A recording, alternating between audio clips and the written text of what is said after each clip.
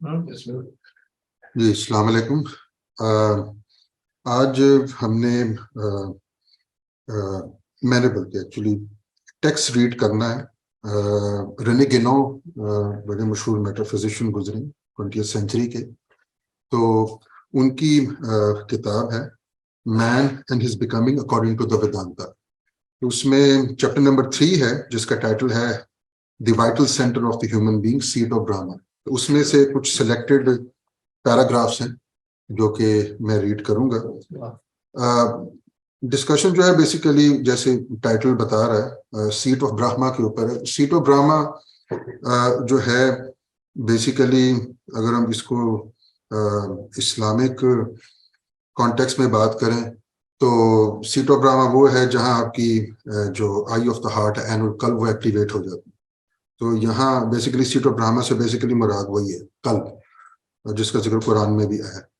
तो अब वेदांता जो कि मेटाफिजिकल ट्रेडिशन है इसकी इसकी एक्सप्लेनेशन में एक हदीस कुदसी है कि मैं ना अपने आसमानों में समा सकता हूँ ना अपनी जमीन में समा सकता हूँ, मैं मगर अपने मोमिन बंदे के कल्ब में समा सकता। क्या हुआ, अल्लाह ताला फरमाते हैं। क्या हुआ, बिल्कुल सही। तो इसी की डिस्कशन वेदांता जो कि मेटाफिजिकल ट्रेडिशन है, हिंदू ट्रेडिशन का मेटाफिजिकल एस्पेक्ट है, तो वेदांता के कॉन्टेक्स्ट में फिर हम इसको डिस्कस करते हैं। तो शुरुआत जो है मैं चंदोगिया उपनिषद का एक छोटा सा पैराग्राफ है जो रेने गेनो ने इस चैप्टर में उसे कोट किया है, तो वहां से हम शुरू करते हैं। तो वी विल बिगिन नाउ। अब ये जो मैं आगे जो मैं पैराग्राफ पढ़ने लगा हूँ ये चंदोगिया उपनिषद का है। In this seat of Brahma, Brahmapura, there is a small lotus, a place in which is a small cavity occupied by either.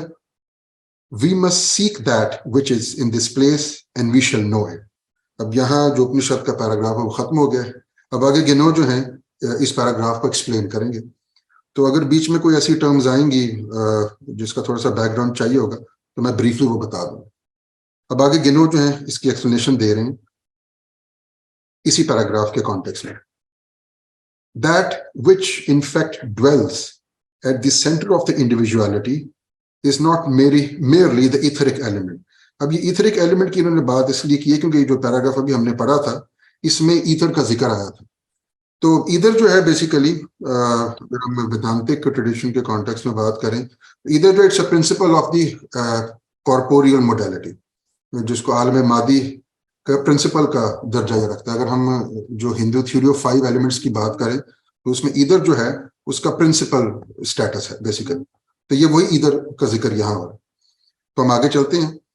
That which in fact dwells at the center of the individuality is not merely the etheric element, which is the principle of the 4 other sensible elements,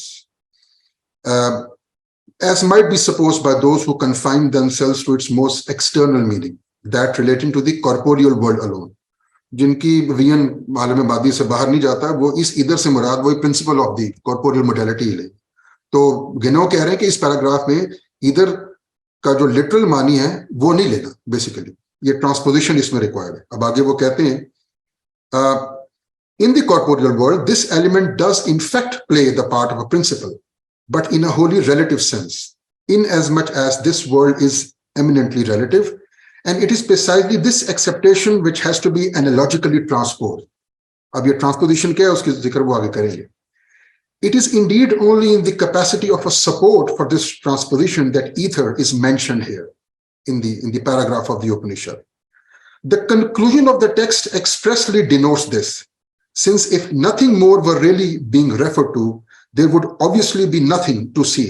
अब जो आखिरी जो sentence था उपनिषद के paragraph वो ये था कि we must seek that which is in this place and we shall know it. तो वो कह रहे कि अगर वो इधर का लिटरल मानी लेना था तो फिर ये आखिरी लाइन इसकी कोई सेंस नहीं बनती थी basically.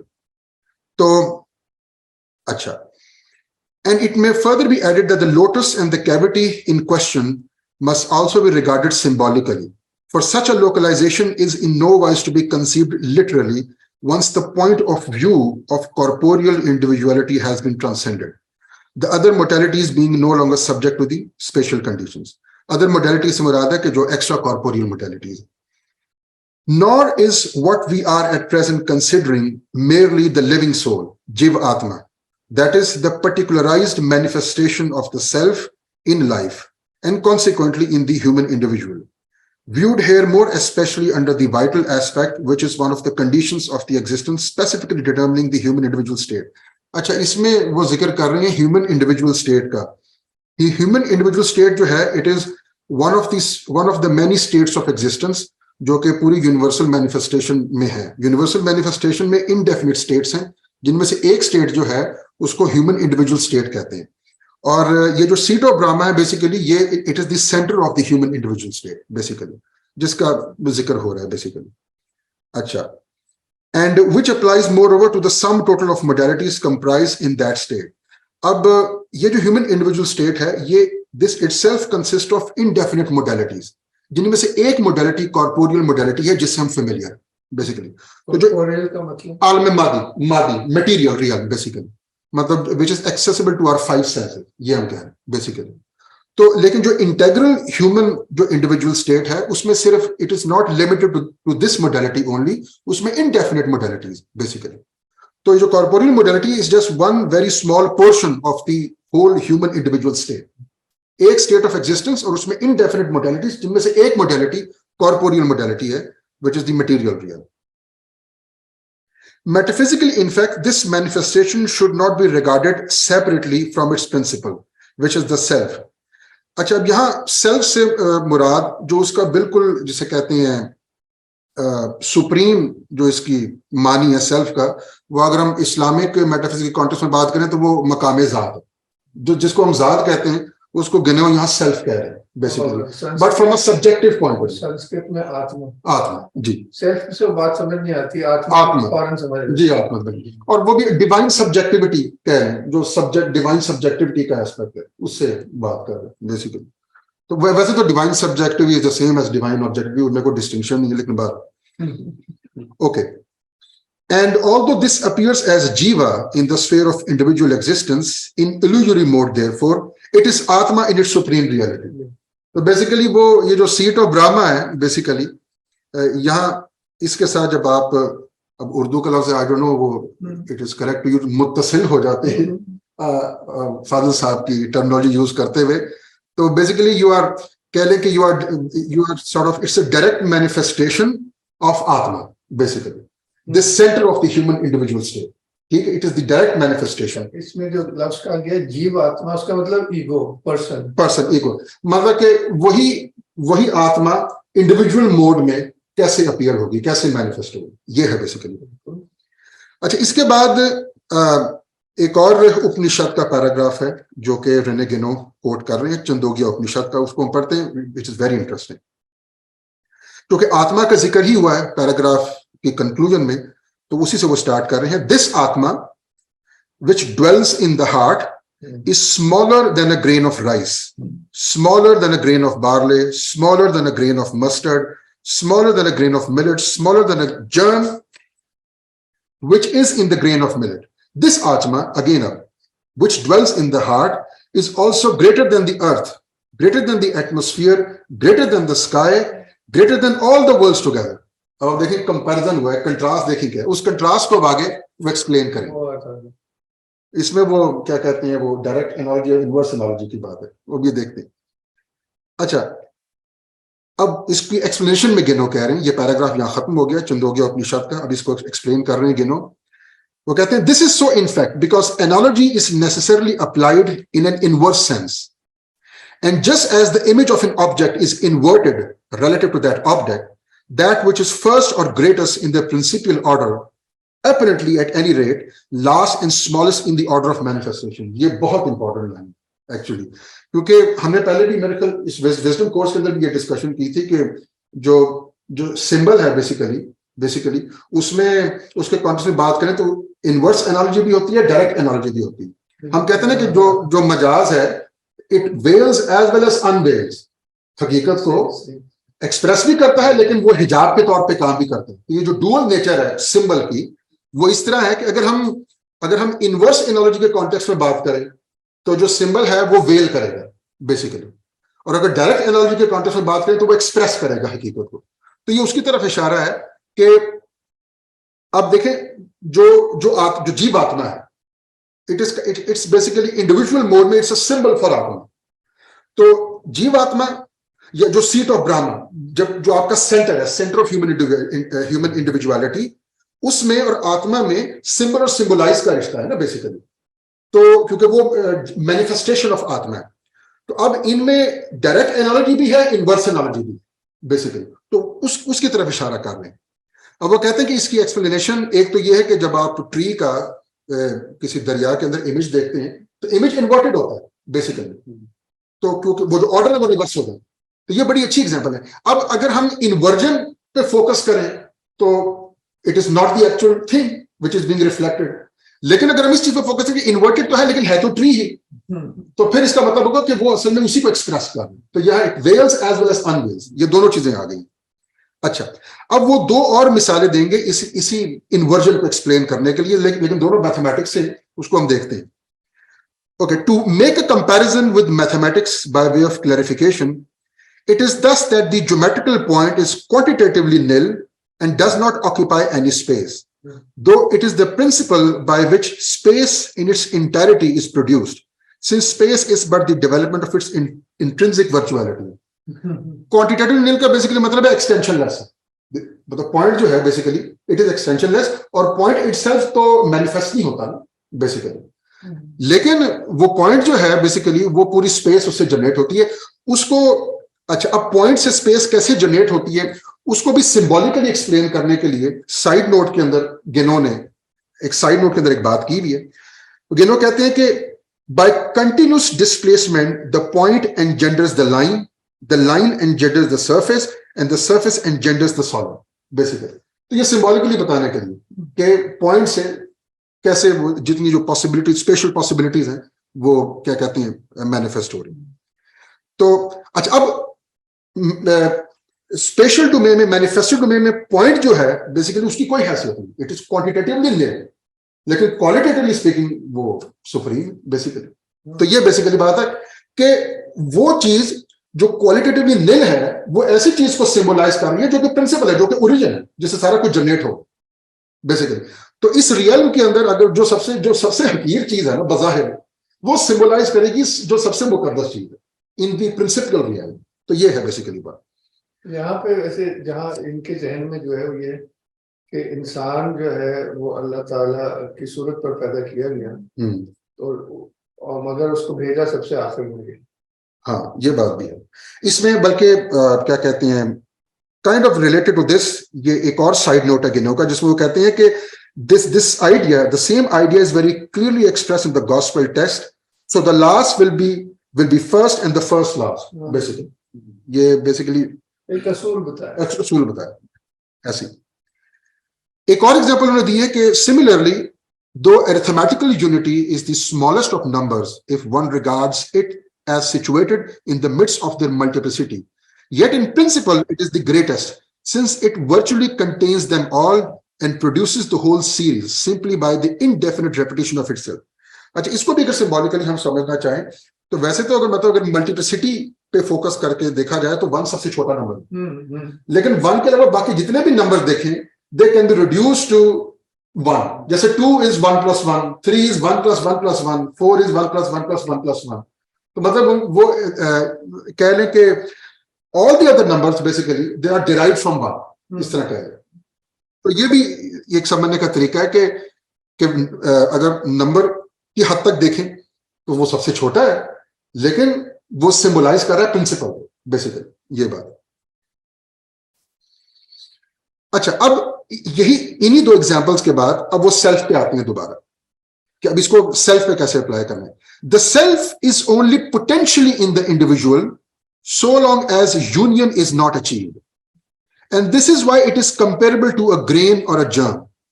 But the individual and manifestation in its entirety exist through it alone and have no reality except through participation in its essence, while it immensely transcends all existence, being the sole principle of all things. अच्छा, अब यहां गिनो ने कहा है कि the self is only potentially in the individual. अब वो इस जुमले को भी एक्सप्लेन करेंगे इसका क्या मतलब है पोटेंशियली इन द इंडिविजुअल होने का क्या मतलब? वो कहते हैं when we say that the self is potentially in the individual and that union exists only virtually before its realization, it goes without saying that this must be understood only from the point of view of the individual himself. ये individual के reference से अगर बात करें तो ऐसा है, क्योंकि विद रिस्पेक्ट टू इंडिविजुअल ये जो यूनियन है it is something to be achieve, something to be attain, अगर हम इंडिविजुअल के कॉन्टेक्स्ट में बात करें, ठीक है। लेकिन इसमें एक और आगे पॉइंट है जो वो एक्सप्लेन कर रहे हैं। इन पॉइंट ऑफ फैक्ट ये वाला, the self is not affected by any contingency since it is essentially unconditioned. मतलब उनका कहने का मतलब यह है कि जब यूनियन हो जाता है तो आप सेल्फ में कोई चेंज लेके नहीं आ रहे। Self is not being self ही है, चाहे आपने ये यूनियन अटेन किया है या नहीं किया है। सेल्फ इज नॉट मॉडिफाइड और अफेक्टेड बाय। अब इसको भी और फर्दर एक्सप्लेन करेंगे कि इसका सेल्फ का मुराद खुदा है। जी जी, द सेल्फ, वो अंग्रेजी की ट्रांसलेशन इतनी सेल्फ आत्मा ही, यहां से मुराद आत्मा है, मकाम जात कह रहे, इस तरह कह लीजिए। Okay, now when we say that, ये हमने कह लिया कि when we say that the self is potentially in the individual and that union exists only virtually before its realization, it goes without saying that this must be understood only from the point of view of the individual himself. In point of fact, the self is not affected by any contingencies since it is essentially unconditioned. It is immutable in its permanent actuality and therefore there cannot be anything potential about it. उसमें तो already सारी चीजें एक्चुअलाइज्ड है। Potentiality की वहां बात आती है जहां कुछ एक्चुअलाइज करना होता है, जहां कुछ तिश्नगी है, जहां कोई कमी है जो एक्चुअलाइज करनी है। अब सेल्फ में तो ऑलरेडी एवरीथिंग इज एक्चुअलाइज, तो उस वहां पोटेंशियलिटी का कोई सवाल पैदा नहीं होता। Moreover it is important to distinguish, ये वैसे बड़ा इंपॉर्टेंट है आगे, moreover it is important to distinguish very carefully between potentiality and possibility. The first means potentiality, the first of these two words implies aptitude for a certain development. It presupposes a possible actualization and can only be applied therefore in respect of becoming or of manifestation. लेकिन self में तो कोई becoming का aspect है नहीं, वो तो permanent है, वो तो साबित है। क्या है? Possibilities on the contrary, viewed in the principial and unmanifest state, which excludes all becoming, can in no way be regarded as potential. To the individual, however, all possibilities which transcend him appear as potential. They appear as potential. जब तक उसकी individuality कायम है. Since so long as he regards himself in separative mode, deriving his own being seemingly from himself, whatever he attains is strictly speaking but a reflection and not those possibilities themselves. And although this is only an illusion, we may say that for the individual, they always remain potential, since it is not as an individual that he can attain them. For once they are realized, no individuality remains, basically. क्योंकि ये बात हो रही है फना फिल्ला होना, कि आप अपनी इंफरादियत जो इंडिविजुअलिटी है वो आपने उसको एक्सटेंड कर दिया है बेसिकली। और इसमें एक और इंपॉर्टेंट बात है कि जो ये यूनियन से रिलेटेड एक इंपॉर्टेंट बात है जो इन्होंने इसी चैप्टर का जो इंट्रोडक्टरी पैराग्राफ है उसमें उन्होंने डिस्कस की है कि it should be noted that this realization or this union ought not strictly speaking to be considered as an achievement or as the production of a non-pre-existing result. According to Shankaracharya's expression, Shankaracharya basically जिनकी interpretation Vedanta की interpretation Renee गुनो इस्तेमाल कर रहे हैं अपनी इस book में। According to Shankaracharya's expression, for the union in question, even though not actually realized in the sense here intended, exist nonetheless potentially or rather virtually. It is simply a matter of the individual becoming effectively conscious of what really is from all eternity. तो ये इसका मतलब basically कि जब ये union होती है, ये जो एंड रिजल्ट है, इस एंड रिजल्ट को हम ये नहीं कहेंगे कि ये इंडिविजुअल की अपनी एफर्ट का रिजल्ट है। बेसिकली उसकी वजह बेसिकली ये है कि इस चीज को एक्सपीरियंस करने वाली जात वो इंडिविजुअल नहीं होती, क्योंकि जात के मुकाम पे डुअलिटी नहीं है, जात के मुकाम पे सिर्फ वो जात है, इंफरादियत जो है वो खत्म हो गई है। तो यूनियन को एक्सपीरियंस करने वाली हस्ती वो फर्द नहीं है, वो जात नहीं है। इसलिए हम इसको इंडिविजुअल एफर्ट का नतीजा नहीं कहेंगे basically, because it is not experience by the individual basically. और ये इट हैपेंस सडनली बेसिकली और स्पॉन्टेनियसली, इंस्टेंटेनियसली। इवन क्या कहते हैं, जब आपकी एनुअल कल्ब भी एक्टिवेट होती है, that also happens suddenly, spontaneously. वहां भी आप, इसका बेसिकली मतलब ये है कि ये जो यूनियन है, ये जो रियलाइजेशन है, ये जो एंड रिजल्ट है, इवन जो सीट ऑफ ब्रह्मा के साथ जो मुत्तसिल होना है, that cannot be reduce to a natural course of events. इसकी नेचुरल एक्सप्लेनेशन नहीं है, that cannot be explain through only horizontal causality. इसमें वर्टिकल कॉजैलिटी, एक element of transcendence involve, it happens suddenly and instantaneous. इसमें ये basically बात। तो इसी पॉइंट पे फिर मैं इसको एंड करता हूं अपने टॉक। जो आप डिस्कस कर रहे थे, तो मैं कहीं ना कहीं पे वो इन इश्यूज के ऊपर थोड़ा बहुत बात करती हैं। मैं उनसे कुछ चीजें सुन चुका था, और फिर मैंने रिसेंटली जो रिकंस्ट्रक्शन इकबाल की जो पढ़ी, तो उसमें भी कुछ कंटेंट मुझे लिंक लग रहा था। अब मुझे, क्योंकि मैंने बहुत थोड़ा टाइम, कोई 7-8 मिनट आपको सुना है, तो मुझे ऐसे फील हो रहा है कि इकबाल जो आत्मा का जो कॉन्सेप्ट आप बता रहे हैं, वो तो बेसिकली मेरा ख्याल है वो जो हिंदुइज्म के अंदर तो इसकी बहुत बड़ी एक्सप्लेनेशन अपने अंदर मौजूद है, और इसी को पॉइंट बना के बेसिकली जो ब्रह्मा कुमारीज की पूरी डिबेट है उनकी स्पिरिचुअलिटी के मुतालिक, वो इसी के अराउंड रिवॉल्व करती है। तो मैं बाकी लोग, अगर आप मजीद, जब जाहिर है अभी तो 25 मिनट हुए, मैं एक्सपेक्ट ये कर रहा था 1 घंटे का सेशन होगा, तो कुछ बातें मुझे मिल जाएंगी, क्योंकि अमूमन हमारी सेशंस 1 घंटे के होते हैं। मैं पिछले 3 दिनों से सारे सेशंस अटेंड कर रहा हूँ, तो मजीद जब बातें आगे चलेंगी तो मैं कनेक्ट करने के काबिल हूँगा कि, लेकिन इट वाज वेरी इंटरेस्टिंग। और मैं, क्योंकि अभी मैं ब्राउज कर रहा था, गूगल भी कर रहा था, जो जिन साहब को आपने जिनकी बुक और वो सारा कर रहे थे, तो मैं उसको मजीद डिटेल में भी चाहूंगा। मुझे बड़ा अच्छा लगा इनका वो सारा स्कॉलरशिप पढ़ के, तो उनको मैं डिटेल में भी पढ़ना चाहूंगा। असद, आपका कोई क्वेश्चन है? जी, अस्सलाम वालेकुम। वालेकुम सर, कोई ख़ास इस टाइम पे तो नहीं है। चलिए सर, जो मोडालिटीज़ की हम बात कर रहे हैं, तो जिस मोडालिटी से एक इंडिविजुअल, एक human being comes into an existence, से जो indefinite मोडालिटीज़ हैं, तो उनकी कोई रैंकिंग हमें बताई गई है कि यूनिवर्स में जो इन्फिनिट मोडालिटीज़ हैं, what's the hierarchy? I am assuming that the modality because of which we came into existence is the most superior, or one of the most superior, but जो कोई इसकी हायरार्की है, वो अगर उस बारे में थोड़ा सा बात करें। और सर, एक और बात, जो अभी यूनियन की जो हम बात कर रहे हैं कि it is not the achievement of the individual, क्योंकि लाइक द इंडिविजुअल उस टाइम पे ही इज़ नो मोर। तो सिर्फ फिर हम लोग जो यूनियन की जो हमें इतनी ख्वाहिश है, तो उसकी जो एक्नॉलेजमेंट है, that is the thing that we have to try to achieve, try to get to know. So that is the best thing that we can do.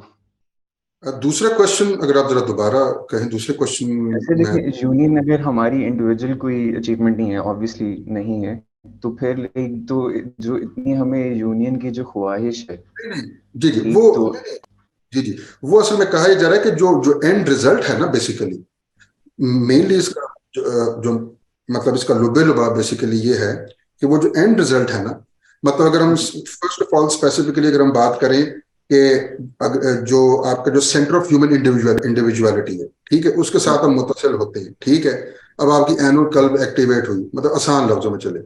अब ये जो होता है बेसिकली, कहने का बेसिकली मतलब है कि this cannot be reduce to, इसकी कोई नेचुरल एक्सप्लेनेशन नहीं, बेसिकली इसके कहने का मतलब ये, this whole thing cannot be reduce to a natural course of events.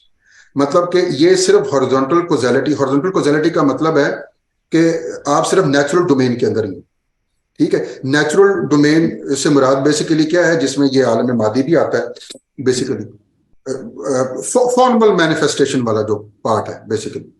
तो जो नेचुरल प्रोसेसेस हैं वो इसको एक्सप्लेन नहीं कर सकते। जो एंड रिजल्ट है, जो फाइनल आउटकम है, उसकी कोई नेचुरल एक्सप्लेनेशन नहीं है, या नेचुरल प्रोसेसेस उसको एक्सप्लेन नहीं कर सकते। इसका बेसिकली कहने का मतलब ये। और एक और इस बात को एक और तरीके से कैसे कहा जाता है कि horizontal causality can not explain the final outcome. ठीक है, वो जो आप एफर्ट कर रहे होते हैं वो तो उस नेचुरल फ्रेमवर्क के अंदर ही कर रहे होते हैं, लेकिन जो नतीजा है, जो फाइनल आउटकम है, that cannot be simply explained based on your effort. इसका बेसिकली कहने का मतलब ये, मतलब इसको इस तरह भी समझ, जैसे अगर आप दो पत्थरों को रगड़ें, अब रगड़ते रहें, अब आग निकल आएगी। अब वो जो रगड़ना है वो तो नेचुरल फ्रेमवर्क के अंदर ही हो रहा है, लेकिन वो जो आग निकली है वो आप ये नहीं कह सकते कि उसका सोल कॉज वो आपका रगड़ना ही था, कि बस वही वो जो रगड़ना था ना वो कंडीशंस प्रिपेयर कर रहा था बेसिकली, वो उसका प्राइमरी कॉज नहीं है, वो प्रिपरेटरी कॉज है। तो वो जो भी इंडिविजुअल की एफर्ट है बेसिकली वो सिर्फ प्रिपरेटरी कॉज है, वो कंडीशंस प्रिपेयर कर रहा है बेसिकली। जब वो यूनियन होता है तो दैट हैपेंस सडनली स्पॉन्टेनियसली, उसमें एक वर्टिकल कॉजालिटी इन्वॉल्व होती है, एक एलिमेंट ऑफ ट्रांसेंडेंस उसमें इन्वॉल्व होता है। इसका बेसिकली कहने का मतलब ये है, एफर्ट रिक्वायर्ड है, कंडीशन प्रिपेयर करना जरूरी है, उसके बगैर नहीं कुछ होगा। मतलब इंडिविजुअल के एंड पे एफर्ट जरूरी है, effort is necessary but not sufficient, इसका कहने का बेसिकली ये मतलब। Right, understood. जी जी। और सब हायरार्की के बारे में, hierarchy of modalities. Rene Guenon में है बेसिकली, वो ये कहते हैं कि जो ह्यूमन इंडिविजुअल स्टेट है उसमें काफी मोडालिटीज हैं। एक कॉर्पोरियल मोडालिटी है जो ये हमारा जिस्मानी एस्पेक्ट है, मादी एस्पेक्ट है। फिर बाकी जो मोडालिटीज हैं वो सटल रियल्म से रिलेटेड है, जिसको आप आलम बरज़ख का रियल्म भी कह सकते हैं, चलो आसान लफ्जों में, may be it's not precise but इस तरह कह देते हैं कि वो बाकी सारी जो मोडालिटीज हैं वो सटल मोडालिटीज हैं। क्योंकि गेनो जो हैं वो ये जो पूरा हस्त आलम हस्त कहें उसको 5 हिस्सों में मेनली डिवाइड करते हैं। एक कॉर्पोरियल रियल्म है, उसके ऊपर जिसको ग्रॉस मैनिफेस्टेशन वो कहते हैं। फिर एक सटल मैनिफेस्टेशन है। अब ये ग्रॉस और सटल ये मिला के बनाती है फॉर्मल मैनिफेस्टेशन। इससे ऊपर नॉन फॉर्मल मैनिफेस्टेशन है, 3 हो गई। उससे ऊपर बीइंग है, उससे ऊपर नॉन बीइंग है। वो नॉन बीइंग जो है उसको ये सेल्फ और आत्मा कह रहे हैं, अगर हम ये वेदांतिक टर्म यूज करें। ये 5 है, तो ये इस तरह है। तो वो जो ह्यूमन इंडिविजुअल जो स्टेट है, एक तो वो इंडिविजुअल स्टेट है, और फॉर्मल मैनिफेस्टेशन में इस तरह की काफी सारी इंडेफिनिट इंडिविजुअल स्टेट्स भी होती हैं, जिनमें से एक individual state human individual state है। उसको ह्यूमन इंडिविजुअल स्टेट इसलिए कहते हैं क्योंकि ह्यूमन जो है it is the centre of that state, तो इसलिए उस इंडिविजुअल स्टेट को ह्यूमन के साथ मंसूब कर दिया। Human being is a centre, उसकी सेंट्रल रोल है स्टेट के अंदर। And through the human this individual state is connected to all the other higher states basically. तो वो वसीला भी बनता है कनेक्शन के लिए, नुज़ूल के भी और ऊपर जाने के लिए, ये बेसिकली बात। तो इस तरह है। तो वो बाकी जो मोडालिटीज हैं वो सटल मोडालिटी है बेसिकली। माइक्रोकॉस्मिकली कहते हैं साइकिक मोडालिटी, ये कह रहे हैं। और जो साइकी है वो इमीडिएट प्रिंसिपल है इसका कॉर्पोरियल का, ये भी बात है। जो सेंटर है ना वो प्रिंसिपल है ग्रॉस का भी और सटल का भी, और जो सटल है वो इमीडिएट प्रिंसिपल है ग्रॉस का। तो ये इस तरह की रैंकिंग है। लेकिन जो ग्रॉस और सटल है वो ये दोनों मिला के एक स्टेट ऑफ एग्जिस्टेंस बनाते हैं। ठीक है, ये इस तरह है। गिनो इसको इस तरह एक्सप्लेन करते हैं। बिल्कुल जैसे सूरह रहमान में यही कहा गया ना कि ऐ तुम दोनों भारी जमातों, इंसान और जिन को कहा गया। जी जी, इंसान जो है वो ग्रॉस है और जिन जो है सटल है। एब्सोल्युटली। तो वैसे माइक्रोकॉस्मिकली हार्ट को कहा जाता है कि हार्ट जो है it's a principle of mind and body both, जो पेयर है दोनों का प्रिंसिपल है। लेकिन जो माइंड है it's a principle of body. तो इसको मतलब अब ये जो कॉरेस्पॉन्डेंस है माइक्रोकॉस्म और मैक्रोकॉस्म में, इसको इस तरीके से भी देखा जा सकता है। ये ऐसे जी, ठीक सर, बहुत शुक्रिया। तो आपने इबारत थी वो दोबारा से पढ़ दें जो सीट ऑफ हाँ, वो उपनिषद की चंदोग्य उपनिषद की थी जो इन्होंने इस चैप्टर में की है कोट। वो है in this seat of Brahma, that is to say in the vital center of which we have just been speaking, there is a small lotus, a place in which is a small cavity occupied by ether. We must seek that which is in this place and we shall know it. ये cavity से ख्याल आता है, इसको ये Hindu tradition में इसका एक सिंबल लिया जाता है, the cave of the heart, The cave of the heart, where yeah. God resides. Where God resides. और इसका एक और सिंबल जो बिल्कुल कनेक्ट करता है वो माउंट हिरा पे हजूर क्या केव ऑफ हिरा क्या बात है, क्या बात, बिल्कुल ऐसे के अगर वो सिंबल ऑफ दी माउंटेन अगर कॉस्मोस को ले तो उसका जो हार्ट है वो केव है और क्या वहाँ हकीकत जो है वो आया हो जाता है। यहाँ बिल्कुल तो वही हमारा जिस्म जो है वो पूरा समझे एक माइक्रोकॉस्म है, Microcosm। उसका हार्ट जो है उसका वो केव है जिसमें खुदा मिलता है। मिलता है बिल्कुल। क्या कहते हैं वो बहुत- जिन्होंने ये जो आपने के वाली बात की वो इस सिंबल को भी डिस्कस किया हुआ है अपनी किताब सीक्रेट्स, सिंबल्स ऑफ ये सीक्रेट्स कैविटी जो का है ना उसमें किसी टेक्स्ट में इसी ट्रेडिशन में उसको केव पेड़ का बिल्कुल ऐसे एब्सोल्युटली बिल्कुल सही। तो ये वो भी है जहाँ वो नॉलेज और लव जो है उनकी दुई भी खत्म हो जाती है, हम वहाँ ये चाहे बात नॉलेज एंड बीइंग की डुअलिटी भी खत्म हो जाती है। बिल्कुल the seat of Brahma, centre of human individuality. क्योंकि यहाँ वो जो ऑपोजिशंस और कॉन्फ्लिक्ट्स और कंट्रास्ट हैं वो ट्रांसेंड हो जाते हैं जब आप उसके साथ उस सेंटर से मुत्तसिल हो जाते हैं। उससे नीचे नीचे ये आलम तगय्युरात तज़ात और आलम ज़िद्दैन है। ब्रह्मा जो है वो आप देखें ना, अगर तो वो जैसे वो असेंशियल आइडेंटिटी की अगर बात करें, जो असेंशियल कंटिन्यूटी के बाद जो डॉक्टर अमजद रशीद करते हैं, तो ब्रह्मा तो आप हर चीज को फिर कह सकते हैं अगर आप वो असेंशियल कंटिन्यूटी की बात करें, कोरस्पॉन्डेंस जो है। तो वो ब्रह्मा जो है वो आत्मा भी ब्रह्मा है, फिर वो ईश्वरा भी ब्रह्मा है, फिर जीवात्मा भी ब्रह्मा है उस सेंस में बेसिकली, क्योंकि वो एसेंशियली तो एसेंशियल आइडेंटिटी तो है ना बेसिकली। मतलब मगर संस्कृत में अल्लाह ताला का नाम है ब्रह्म। जी जी सवाल तो ये करेंगे, हाँ जी बिल्कुल जी जी। बाकी तो फिर सिफात है ना कि बाकी वल अव्वल वल आखिर वाला वल ज़ाहिर वल बिल्कुल बातिन, बिल्कुल बिल्कुल वो तो डिटेल फिर बिल्कुल बिल्कुल ऐसे। तो वो ऊपर जात जो है उसको ये आत्मा कहते हैं, और जो नीचे वो जो पर्सनल गॉड है उसको ईश्वरा कहते हैं सब रिलीजन में। वो जहाँ वो सिफात का जो मकाम है ना बेसिकली, जो जो जिसको आलम वहदियत जिसको फादर साहब कहते हैं, उसको वो ईश्वरा कहते हैं बेसिकली। ईश्वर ईश्वर हाँ अंग्रेजी में वो हाँ बोलने बिल्कुल। बिल्कुल। तो वो हाँ ऐसे चलो ये चाहे छोटा सेशन था मगर बहुत मानी खेज था। मानी है। और असल में कल हमने आपसे नहीं थे हदीस ये पढ़ी थी, कल 10 हदीसें शेयर की थी, जब बिजली बिजली चली गई असल में एंड में वो मेरा नेट कनेक्शन था तो उसमें वो हदीस पढ़ी थी कि ना मैं अपने आसमानों में समा सकता हूँ ना जमीन में, मगर मोमिन बंदे के कल्ब में समा सकता हूँ। तो ये सीट ऑफ ब्रह्मा वही है। Absolutely absolutely. तो खैर दोहरा रहा हूँ मगर जैसे जुबैर साहब लेट आए इसलिए अच्छा सही सही।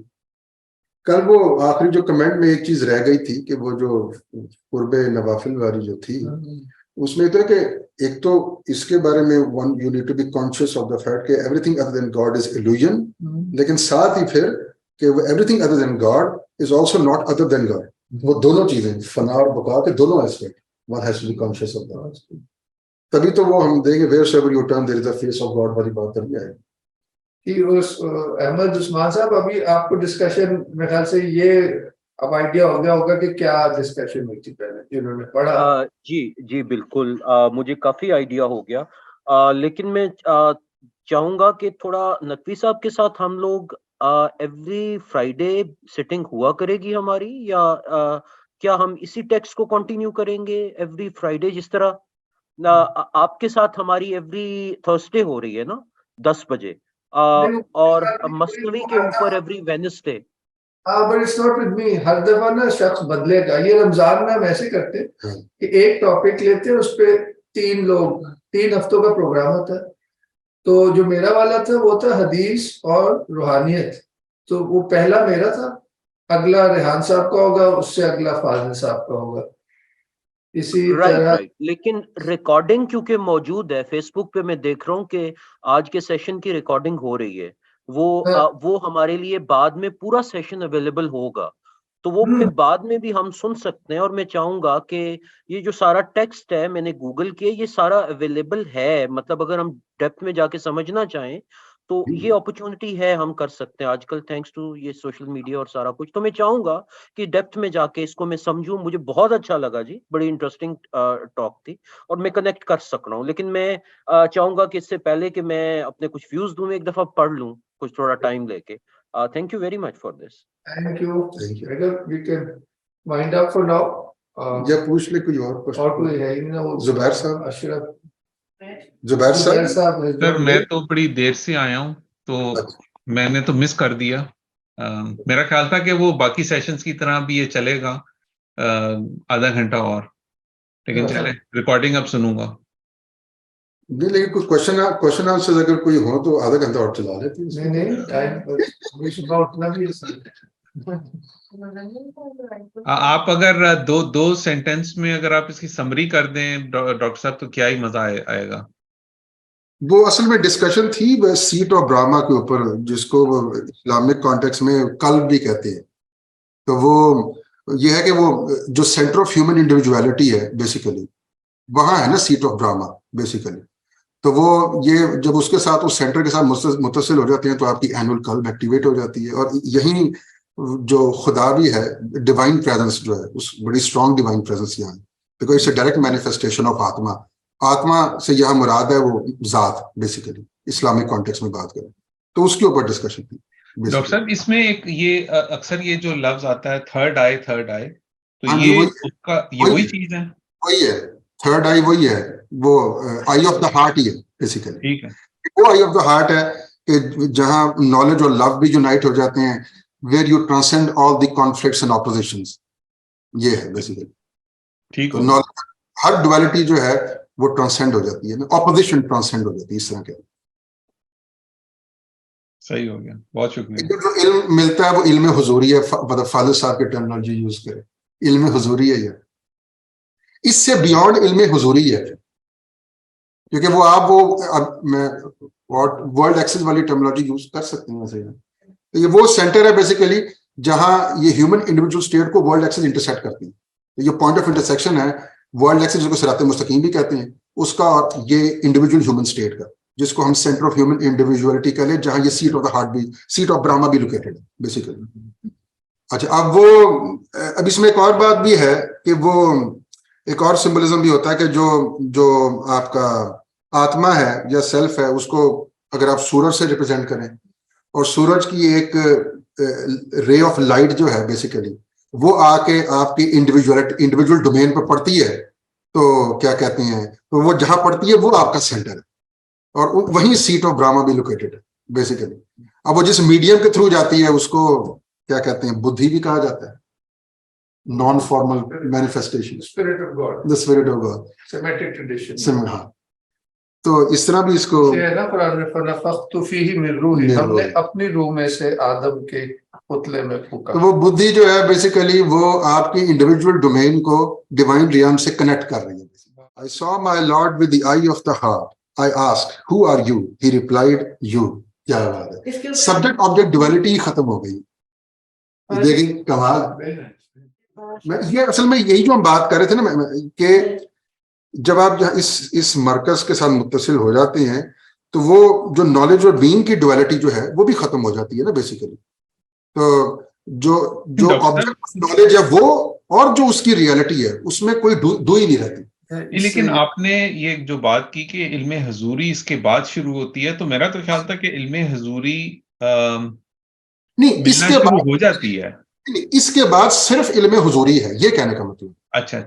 वैसे तो यहाँ मतलब इस रियाल के अंदर भी बहुत सी मिसालें इल्मे हुजूरी की, मतलब ये जो आप जो एक्सपीरियंस ऑफ पेन या प्लेयर है, ये भी इल्मे हुजूरी बेसिकली। इल्मे हुजूरी वो होता है कि जिसमें जो ऑब्जेक्ट ऑफ नॉलेज है और जो रियलिटी है उस ऑब्जेक्ट की जिसका आप नॉलेज हासिल करना चाह रहे हैं उसमें कोई फर्क ना हो। क्योंकि देखें ना, हर एक्ट ऑफ नॉलेज के अंदर there is a knower and there is a known. जो नोन है वो कहलाता है ऑब्जेक्ट ऑफ नॉलेज, और अमूमन वो जो नोन है ऑब्जेक्ट ऑफ नॉलेज, वो जो एक्चुअल ऑब्जेक्ट उसको रिप्रेजेंट कर रहा होता है, वो बीच में एक पर्दा, एक वसीला बन रहा होता है। अब वो जो एक्चुअल ऑब्जेक्ट है और जो ऑब्जेक्ट ऑफ नॉलेज है, अगर वो एक ही हो, मतलब ये दो ऑब्जेक्ट्स की दुई ही ना हो, यही इल्मे हुजूरी है बेसिकली। नहीं तैमूर साहब, मैं एक और बात कर, देखें सब्जेक्ट ऑब्जेक्ट का एक होने का मतलब बेसिकली यही है। मैं ये अपनी तरफ से बात नहीं कर रहा, ये सैयद हुसैन नसर ने और मेहदी हैरी यज़दी ने किताब लिखी हुई है प्रिंसिपल ऑफ एपिस्टेमोलॉजी, उसकी बात कर रहा हूं कि हर एक्ट ऑफ नॉलेज के अंदर खास तौर पे जिसको आप इल्म हुजूरी नहीं कहते, उसमें एक सब्जेक्टिव ऑब्जेक्ट होता है, एक ऑब्जेक्टिव ऑब्जेक्ट होता है। ये जो इसकी जो दुई है ना, इसको कहते हैं सब्जेक्ट ऑब्जेक्ट डुअलिटी। लेकिन जब सब्जेक्टिव ऑब्जेक्ट और ऑब्जेक्टिव ऑब्जेक्ट की दो ही खत्म हो जाए, मतलब ये दो ऑब्जेक्ट्स ही ना हो, मसलन जब हमारा एक्सपीरियंस ऑफ पेन होता है तो पेन है ऑब्जेक्ट ऑफ नॉलेज, लेकिन वो जो pen as an object of knowledge, या वो रिप्रेजेंटेटिव है किसी एक्सटर्नल रेफरेंस का? No, the very object of knowledge is the true object which is being experienced. यहां कोई वो एक्चुअल ऑब्जेक्ट नहीं है जिसको ऑब्जेक्ट नॉलेज रिप्रेजेंट कर रहा हो, बीच में हाइल हो रहा हो, बीच में पर्दा या वसीला बन रहा हो, वसीला का मतलब बीच में पर्दा आ गया। तो इसलिए हम कहते हैं कि वो जो ऑब्जेक्ट है वो हाजिर है सब्जेक्ट के सामने। तो इसी मिसाल में आप अगर वो पर्दे वाला जो ऑब्जेक्ट है उसको भी जिक्र कर दें, उसकी भी एक मिसाल दे दें। फिर पेन में तो ठीक है, वो दोनों एक ही है ना, वो तो किसी को रिप्रेजेंट नहीं कर रहा, कहाँ पे कोई रिप्रेजेंट कर रहा है? आपके सामने एक चेयर पड़ी हुई है, आपके सामने एक चेयर पड़ी हुई है।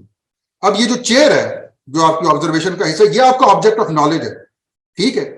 अब बहुत से जिन फिलोसफा की मैं बात कर रहा हूं वो ये कहते हैं कि ये रिप्रेजेंट कर रहा है उस एक्चुअल ऑब्जेक्ट को। Basically this chair as an object of knowledge is the subjective object, ठीक है। एक ऑब्जेक्टिव ऑब्जेक्ट है जिसको ये रिप्रेजेंट कर रहा है बेसिकली, ठीक है। आप जब ये कह रहे हैं तो कंफ्यूजन हो रही है। इसकी इमेज जो आपके परसेप्चुअल एपरेटस में आ रही है, यू नो दैट इमेज। हाँ, So the real chair out there is the object of knowledge, but you know it through the image which is formed in the mind. That is the subjective object. Subjective वो है objective. हम इल्मे हसूली कहेंगे फिर ये, क्योंकि हम उसको हासिल कर रहे हैं। इल्मे हुसूली के लिए जैसे मैं आपको एक और मिसाल देता हूं, इससे सही कंट्रास्ट पता चल जाएगा। जब एक्चुअली आप पेन एक्सपीरियंस कर रहे हैं, when actually you are experiencing pain, वो इल्मे हुजूरी है। अब वो पेन एक्सपीरियंस कर ली, पेन खत्म हो गई, अब 1 घंटे बाद आपने उस पेन के बारे में सोचा। तो ये जब आपने सोचा है ना, ये जो आपके अंदर थॉट आई है, ये अब रिप्रेजेंट कर रही है उस एक्चुअल पेन को, ये इल्मे हुसूली हो गई, ठीक है। ये अब इल्मे हुजूरी नहीं कहलाएगा बेसिकली, क्योंकि जो एक्चुअल पेन थी वो और है, और उसको अब जो थॉट है वो उसको रिप्रेजेंट कर रही है, वो बीच में हाइल हो रही है। ये बेसिकली सही हो गया। अच्छा, इसकी एक और मिसाल, कल के जो 10 हदीसें थी, आप शायद नहीं थे उद्बार साहब, उसमें वो हमने हदीसे नवाफिल या हदीसे वली पढ़ी थी कि वो मेरा बंदा मेरी तरफ आता है, जो फराइज मैंने उस पर, वो मुझे सबसे पसंद है कि उन फराइज के जरिए मेरी तरफ आए, मगर फिर वो अपनी मर्जी से नवाफिल यानी कि एडिशनल इबादत करता है, यहाँ तक कि मैं उससे मोहब्बत करने लगता हूँ। और जब मैं उससे मोहब्बत करने लगता हूँ तो मैं उसका वो हाथ बन जाता हूँ जिससे वो पकड़ता है, वो आंखें बन जाता हूँ।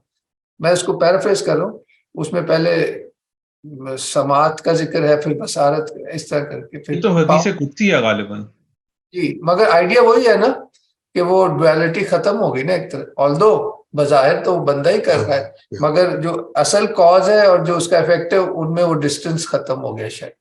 वल्लाह आलम, ये तो मिस्ट्री हम बयान नहीं कर सकते, मगर ये बजाते खुद ये जो आज बात हुई है उसका ये मतलब इसकी बड़ी कमाल एग्जांपल मैंने एक बड़े मशहूर स्कॉलर हैं रजा शाह काज़मी, उन्होंने कंपैरिजन किया है मास्टर एकार्ट का, इब्न अरबी और शंकराचार्य का। तो वो शंकराचार्य वाले जो सेक्शन है इसमें वेदांता को वो डिस्कस कर रहे हैं, उसमें यही एक्सप्लेन करने के लिए वो कहते हैं कि अब फर्ज कर लें कि आप एक अंधेरे में हैं और एक्चुअली एक रस्सी पड़ी भी है, लेकिन आपको बताया गया कि ये सांप है। अब अंधेरे में है तो अब चूंकि आपको एक्चुअली तो नहीं पता कि वो सांप है, ये रस्सी है कि सांप है, तो आप उसको सांप ही समझ रहे हैं। अब फर्ज कर लें कि कोई चिराग जलता है और आपको एक्चुअली पता चल जाता है कि वो सांप नहीं, वो रस्सी है। अब वो चिराग जल के फिर बुझ गया, तो ये आप समझ लें कि ये आप वो फना बका की स्टेज से वापस आ गए। तो अब जो आपके अंदर एक वो कॉन्शियसनेस डेवलप हुई हुई है, ये वो है। अब जब आप वापस आए हैं तो अंधेरा अभी भी है, कहने का मतलब जब आप वापस आए हैं तो आपको जो फिनोमिनल वर्ल्ड में जो चीजें हैं वो वैसी ही नजर आएंगी जिस तरह पहले नजर आ रही थी, लेकिन आपका फहम और आपकी अंडरस्टैंडिंग और आपकी कॉन्शियसनेस बदल गई है बेसिकली। आपको उनकी हकीकत पता चल, हाँ, हकीकत का पता चल गया ना, आपको पता चल गया कि ये रस्सी, ये सांप नहीं रस्सी है। इसलिए वो हदीस हुजूर ने फरमाया ना कि मोमिन की फरासत से डरो क्योंकि वो खुदा के नूर से देखता है। क्या बात, ये वो है बेसिकली, क्या बात। तो इसका बेसिकली ये मतलब नहीं होता कि अब आपको चीजें मुख्तलिफ नजर आना शुरू हो गई, वो जिस तरह वो हॉलीवुड की फिल्मों में दिखाया जाता है, ऐसे नहीं है। मुख्तलिफ नजर आना शुरू हुई है, लिटरली मुख्तलिफ नजर आना शुरू नहीं हुई, लेकिन जो गॉड का विजन है वो आपके अंदर अब है बेसिकली, क्योंकि आपको हकायक का पता चल गया। ये बात अच्छा, इसलिए इस्लामिक ट्रेडिशन में यही इस हदीस कुदसी की वजह से कि मैं उसकी आंखें बन जाता हूँ, जो अल्लाह वाले उनको कहा जाता है आरिफ बिल्लाह, नोर्स थ्रू गॉड। क्या बात। और अगर तो ये जो तैमूर साहब ने कहा ना नोर थ्रू गॉड, इसको इस बात से भी लिंक करें कि वो जब यूनियन होता है तो वो अचीवमेंट नहीं है, वो इंडिविजुअल अचीवमेंट नहीं है basically, you get established in that, you do not acquire it, attain it as an individual, इसलिए कहा जाता है you are known through God, not through yourself। चलिए इस पे एक और जुमला, कई दफा वैसे जुबैर साहब आपकी क्लासों में हम कह चुके हैं, once again it's a paragraph, it's a paraphrase which goes something like this, that all true spiritual experience is agreed upon this, that at the start of the spiritual path man finds himself in front of a mountain which he must remove with his own hand. He starts to dig and the mountain remains. He keeps on digging. The mountain vanishes. It was never there. क्या बात। वही mystery है बड़ी खूबसूरत। अब मुझे फिर Renee गिनो याद आ जाते हैं तैमूर साहब। अब आप देखिए यही बात रेने गिनो किस तरह एक्सप्लेन करते हैं। ये मैं मतलब कि ये जो गिनो की ये चीजें है ना, मैं दीवाना हूं इन चीजों का। अब ये जुबैर साहब को मैं इसलिए समझा रहा हूँ कि वो इंजीनियर है, उनका थोड़ा मैथ्स का बैकग्राउंड, अच्छा खासा मैथ का बैकग्राउंड। जुबैर साहब, अगर आपके सामने में एक सीक्वेंस ऑफ नंबर्स रखूं, फर्ज करें 1/2 + 1/4 + 1/8 + 1/6, ना आपको ट्रेंड तो समझ आ गया होगा कि वो डबल हो रहा है। अच्छा, अब इस तरह की इनफाइनाइट टर्म्स का सम 1 होता है, लेकिन अगर आप ये टर्म बाय टर्म ऐड करें तो कभी 1 अचीव होगा? नहीं होगा ना।